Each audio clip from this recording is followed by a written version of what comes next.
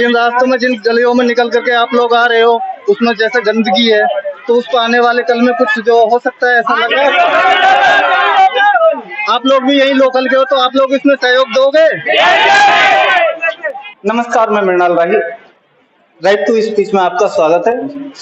मेरे साथ में बने हुए हैं सोम शर्मा, जो कि इस स्कूल के प्रिंसिपल हैं। बीपीएस स्कूल का नाम है। आज इस स्कूल की तरफ से एक स्वच्छता अभियान चलाया गया, जहां पर करीब करीब 1500-2000 बच्चों ने एक अभियान को यहां पर आज कंप्लीट किया है। जिस तरीके से पूरे चोटपुर में गली गली में जाकर के लोगों को जागरूक किया है, लोगों को बताया है कि सफाई के प्रति किस तरीके से हमें यानी कि उसमें पहल करनी चाहिए। जिस तरीके से यहाँ पर माहौल है, जो गलियां हैं, वो कहीं तक प्रशासन की तरफ से भी इसमें कुछ ऐसा देखा गया है कि अभी तक भी कोई काम कंप्लीट नहीं हो पाया है। तरीके से सफाई अभियान के लेकर के बहुत ही जागरूक रहते हैं और कहीं तक स्मार्ट सिटियों की बात करते हैं। तो मैं एनसीआर के नोएडा में मौजूद हूँ, सेक्टर 63 में, जो कि चोटपुर में है। यही मैं प्रिंसिपल जी से बात करना चाहूंगा कि सर किस तरीके से, पहले तो मैं फर्स्ट आपका नाम जानना चाहूंगा। जी, मेरा नाम है सोम शर्मा जी। मैं यहाँ पर एज ए प्रिंसिपल अपॉइंट हूँ बीपीएस पब्लिक स्कूल में।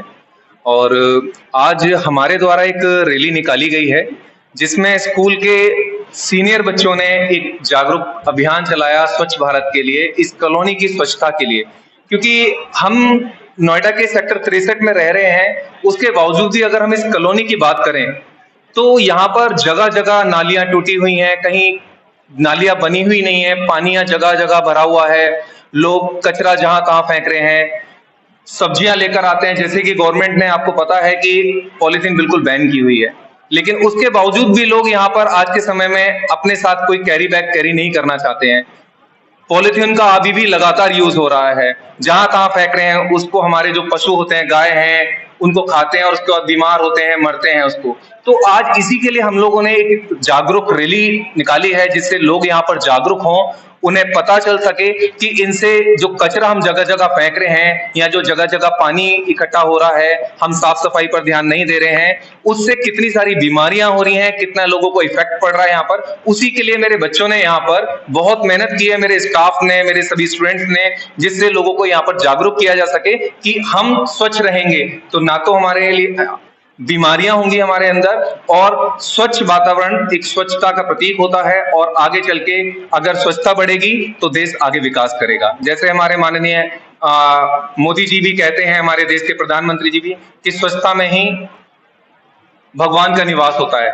तो इसीलिए मैं सभी से ये निवेदन करता हूं कि आप सभी स्वच्छता बनाए रखें, घर के आसपास की जगहों को साफ रखें। Thank you so much. जिस तरीके से कि मैं देख रहा हूं कि ये आप वार्षिक तौर पर ही करते होंगे, तो इस तरीके से जैसे कि एक पर्यावरण दिवस हो गया, इनकी बहुत सारे जो चेंजेस रहते हैं पूरे वर्ष भर में देखने को मिलते हैं। तो गवर्नमेंट की तरफ से भी और बहुत सी एनजीओ संस्थाएं चल रही हैं, उनों की तरफ से भी पूरे सहयोग की बात होती है। आपके पास में एक बहुत ही जो मैन पावर सोर्स है, जिस तरीके से मैं देख रहा हूँ, करीब करीब कितने बच्चे होंगे?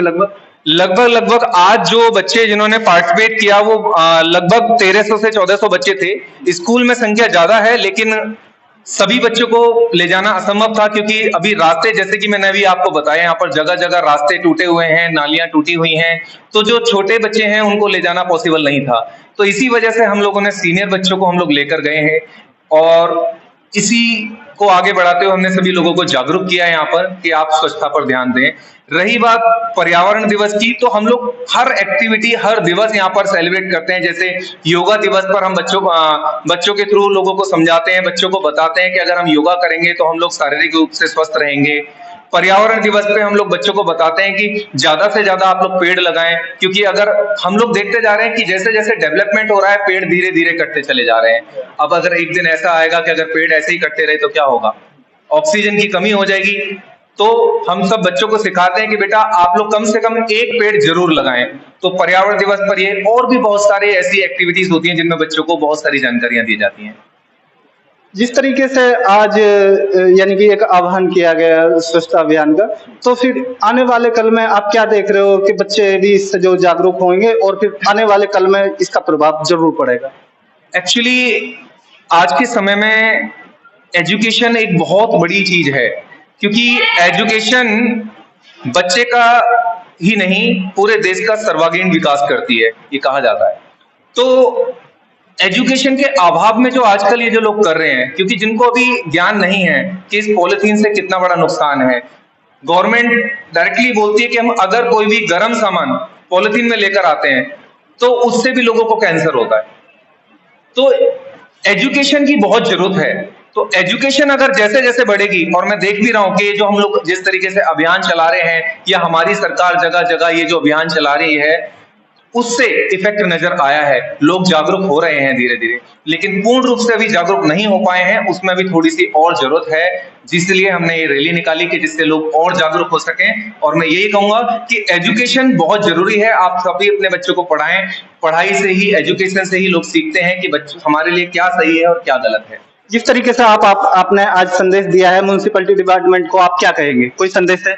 म्युनिसिपल डिपार्टमेंट से मैं यही कहूंगा कि जगह जगह जो लोग कूड़ा फेंक रहे हैं, उसका एक कारण यह भी है कि व्यवस्था का अभाव, व्यवस्था नहीं है लोगों के पास, क्योंकि जब हमारे पास किसी चीज की व्यवस्था नहीं होगी तो हम चीजों को इधर उधर करते हैं।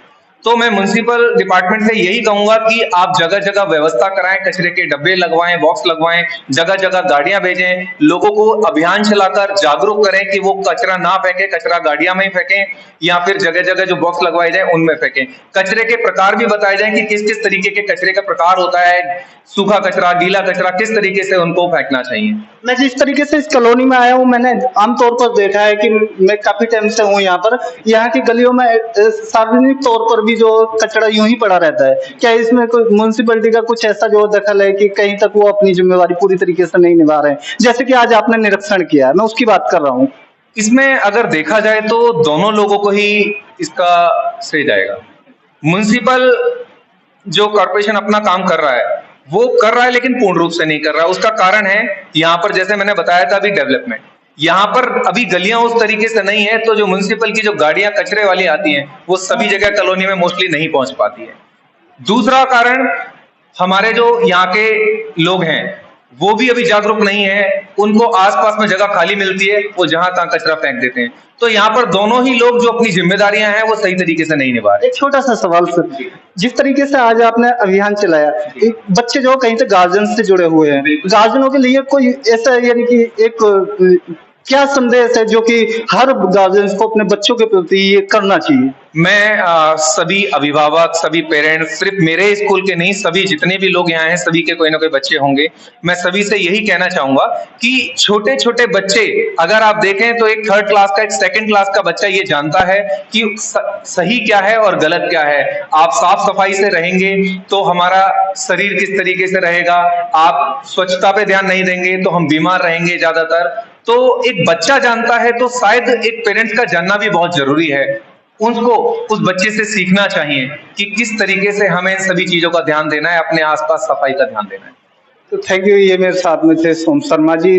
बात हुई हमारे को आज जिस तरीके से एक बहुत बड़ा अभियान चलाया गया और एक ऐसी कॉलोनी में यानी कि एक निरीक्षण के तौर पे और फिर एक साफ सफाई के तौर पे एक बहुत बड़ा मैसेज है, जिसमें कहीं तक हम सभी भागीदार हैं। मैं सारे बच्चों के अभिभावकों से और फिर जो भी प्रिंसिपल डिपार्टमेंट है यहाँ का, जो भी मैनेजमेंट है, जितने पर भी बच्चे हैं, मैं सभी से एक रिक्वेस्ट करना चाहूंगा अपने चैनल के माध्यम से कि कहीं तक जिस तरीके से आप लोगों ने पहल की है, मैंने उनके हाथों में डिवाइस भी देखे, एक प्रोग्रामिंग सिस्टम को भी देखा, तो इस पर थोड़ा सा जिस तरीके से आपने समझाने में फोकस करा, उतना ही आप जमीनी स्तर पर काम करें। बने रहिए मृणाल के साथ में। धन्यवाद। Thank you.